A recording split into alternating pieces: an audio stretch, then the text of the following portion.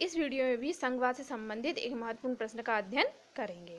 प्रश्न है, संविधान द्वारा प्रस्तावित संघ सरकार और राज्य सरकार के बीच विधायी शक्तियों के बंटवारे की 3 सूची व्यवस्था का वर्णन कीजिए। उत्तर देखिए इसका। देखिए, हमारे देश में संघात्मक शासन व्यवस्था अपनाई गई है, जिसमें कि जो है केंद्र सरकार राज्य सरकारों के मध्य शक्तियों का बंटवारा किया जाता है। ठीक। भारतीय संविधान द्वारा विधि या कानून निर्माण करने से संबंधित विषयों की 3 सूची बनाइए, और यह जो है विभाजन भारतीय संविधान द्वारा किया गया है 3 सूचियों के माध्यम से। इन सूचियों को बनाने का उद्देश्य केंद्र और राज्यों की सरकारों के मध्य विधि निर्माण संबंधी अधिकार क्षेत्रों को विभक्त करना है। ये सूचियां इस प्रकार हैं। पहली सूची है संघ सूची। इस सूची के अंतर्गत उन विषयों को रखा गया है जो राष्ट्रीय महत्व के हैं और अति महत्वपूर्ण हैं। इस सूची के विषयों पर केवल केंद्र सरकार ही कानून बना सकती है। इस सूची के प्रमुख विषय हैं रक्षा, वैदेशिक मामले, युद्ध व संधि तथा बैंकिंग आदि।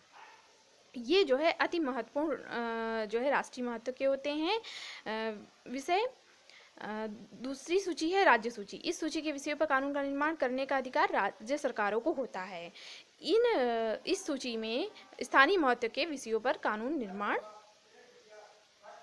करने के लिए विषय का आवंटन किया गया है, किंतु कुछ विशेष स्थितियों में केंद्र सरकार भी इन विषयों पर कानून बना सकती है। इस सूची के प्रमुख विषय हैं पुलिस, न्याय, कृषि, स्थानीय स्वशासन आदि।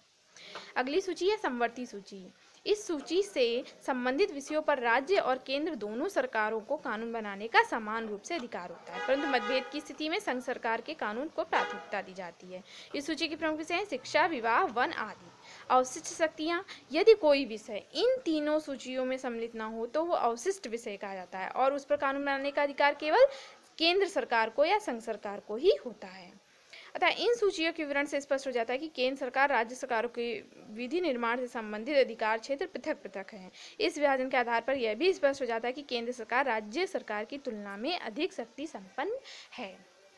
मैं उम्मीद करती हूँ कि आपको ये प्रश्न समझ में आया होगा। इसको अच्छे से याद करिए। संघ सूची, राज्य सूची, समवर्ती सूची में आने वाले महत्वपूर्ण विषयों, जैसे संघ सूची में रक्षा, वैदेशिक मामले, युद्ध, संधि आते हैं। राज्य सूची में पुलिस, न्याय, कृषि, स्थानीय स्वशासन जैसे विषय आते हैं। तो इन विषयों को याद कर लीजिए अच्छे से। ये परीक्षा में पूछे जा सकते हैं, बहुविकल्पीय प्रश्न में भी और अति लघुत्तरीय प्रश्न में भी। जैसे प्रश्न बन सकता है कि रक्षा किस सूची के अंतर्गत आता है, तो विकल्प दे करके ये आपसे पूछा जाता है, या अति लघुत्तरीय में भी पूछा जाता है। इसलिए ये तीनों सूची में आने वाले महत्वपूर्ण विषयों का जो है जरूर याद कर लीजिएगा। धन्यवाद।